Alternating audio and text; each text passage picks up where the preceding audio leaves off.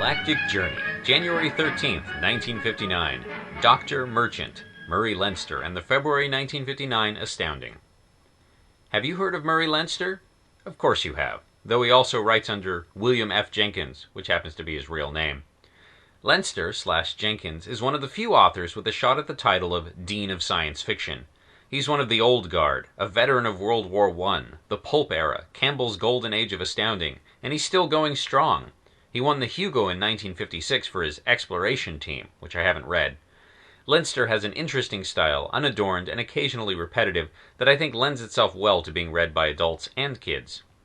Interestingly, I'm not as acquainted with Leinster as I feel I should be. Aside from the juvenile Space Tug, which I mentioned in an earlier article, I've only read some of his short stories. Sam, This Is You, for instance, came out in Galaxy a few years ago, and it was good. My favorites have been the short 2 stories thus far in the Med series. There's also at least one novel, which I should read soon. Their protagonist, Calhoun, is a medman. That is, he's a doctor who flies in his one-person ship between planets like a country doctor visiting farms, bringing the latest cures and techniques. Normally his trips are routine, but we don't get to read those stories. Calhoun does have a companion, the cat-monkey hybrid named Murgatroyd. Not only is the creature incredibly cute, but it has the innate ability to develop antibodies to virtually any disease. It is thus invaluable for creating vaccine sera. I like any story where the hero is distinguished by his or her healing rather than combat prowess. Moreover, Calhoun has to use his brain, which is more fun and interesting than wielding a gun. Both of the stories came out in Astounding in the last couple of years, Ribbon in the Sky in June 57, The Grandfather's War in October 57, and I imagine back issues would not be hard to obtain.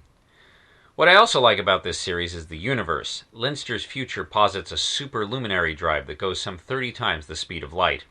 This is unquestionably an impressive speed, but though it facilitates colonization of other planets, it is too slow to efficiently maintain a galactic empire. Instead, each planet is left to its own devices, and there are a few loose galactic organizations whose purpose is to facilitate the spread of medicine, the MedCorps, and to mediate interplanetary disputes. This ambassadorial corps is featured in Leinster's new serialized novel, The Pirates of Ersatz. Aha, he's finally getting to the point, I hear you say. The February 1959 issue of Astounding has been sitting on my to-read pile for some time, and I've finally gotten to it. Of course, only the first of 3 parts has come out, and I don't want to spoil it issue by issue. Suffice it to say, it looks promising. It does not feature Calhoun, but rather an enterprising inventor who suffers for his ingenuity. In tone and structure, it feels a bit like Heinlein's recent Astounding serial, Citizen of the Galaxy. This is not a bad thing. So stay tuned. I won't have a review of Leinster's novel for another 2 months, but the other stories in the magazine, blessedly I don't think there's an Anderson or Garrett among them, will be discussed quite soon. The original written article, linked stories, and images can be found at galacticjourney.org by Gideon Marcus.